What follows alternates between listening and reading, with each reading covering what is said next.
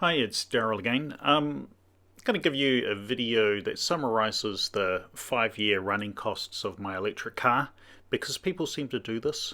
I've been meaning to make a video where I say everything about what it means to have had an electric car for 5 years. But never mind, we'll just go straight to the dollars. I'm in New Zealand, so I'm going to use New Zealand dollars. I've had my car 5 years. I've driven it about 74,000 kilometers. I bought it when it was 6,000 kilometers old, so I bought it used. I bought it for about half the price of what the car cost brand new because I bought it in an auction. I paid $26,000 and it's still worth about $20,000. So depreciation has been very kind to me and to my wallet. On the other hand, charging costs. I needed a lot of electricity to drive that far. It turns out that the entire cost of driving it for 5 years has been $3,300 of charging costs, including public charging and charging at home. The public charging has been $1,227, which turns out to be about a third of my entire charging. And charging at home has been $2,076. Now, the interesting thing about all of this is what does it mean if you compare it to anything else? Well, if I'd done all of my charging at home at 22 cents, that's a rough number, 22 cents per kilowatt hour, it would have cost $2,500 instead of the total of $3,300 because charging at home is much cheaper than charging on fast chargers. Now, for people to go, wow, fast chargers are really expensive. They're not. Fast chargers are actually cheaper than buying petrol for a hybrid car. And the fast charging machines are very expensive. Typically, a lot of the ones around New Zealand cost $80,000 per charger. And I can't imagine how much the cost of the land rental or the electricity supply to that charger would be, because that would be very expensive too.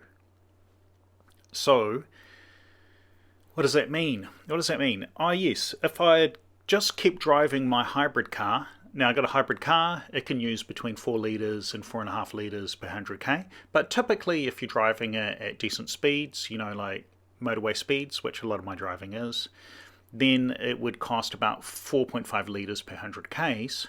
And so the equivalent, instead of paying $3,300 that I paid over 5 years for charging my car, it would have been $7,326. Before I owned a hybrid car, I had a small four-wheel drive. So just a, small SUV, right? And it used about 8 litres per 100k. It might have been 7.6, but a typical amount for a small SUV, a regular SUV. A regular family car would be about 8 litres per 100k. That would have cost $13,000 over 5 years to put petrol in my SUV. So as a saving, it definitely uses way less fuel or energy, and that saves you a lot of money. It saved me a lot of money. Now, as I said earlier, the depreciation on my car has been pretty kind to me because I bought it so cheap in the first place.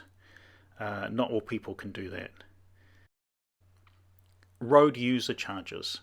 Now in New Zealand, there's a tax for road use, and electric and diesel cars are supposed to pay this, but electric cars have been exempt. At the moment, even diesel cars, because of the high cost of fuel, diesel cars have a reduction for the price of road user charges. But if I put in road user charges to my calculation, I haven't done this, so I'm just gonna guess it. Then $5,180 of road user charges. So if I had done that, then the cost of driving my electric car would have been more than driving the cost of my hybrid car. If I'd paid for road user charges as well. So it's very clear that the government needs to manage a specific and low rate for lightweight electric vehicles. Just as a point, I do drive my car on long distance trips. I've been to the bottom of the South Island and I've been to Gulf Harbour on the north side of Auckland once. I've driven my car to the South Island one time, took it across on the ferry, and but in the North Island, I've driven up to Taupo several times. I've driven up to Auckland 2 or 3 or 4 times uh, to visit family members and friends. And I just charge the car at the fast charger and get on with my trip. And you could say, well, how much time did you spend charging the car? If you look at fast chargers or the equivalent of using fast chargers, about 54 hours. And like, how fast is that charging rate? For each hour of charging, I got 236 kilometers of driving range. I guess that means a 20-minute charge gives about 80 kilometers of driving range, something like that. Almost all newer electric cars charge faster than my car if you plug them into a high-speed charger. And that's where the thing is. I often use a lot of chargers that aren't actually, they're not the highest speed charger that I could possibly use. I've been using a lot of the medium speed chargers. So my actual charging speed on average away from home has been 36 kilowatts, but my car can charge, I've seen it charging at 48 kilowatts.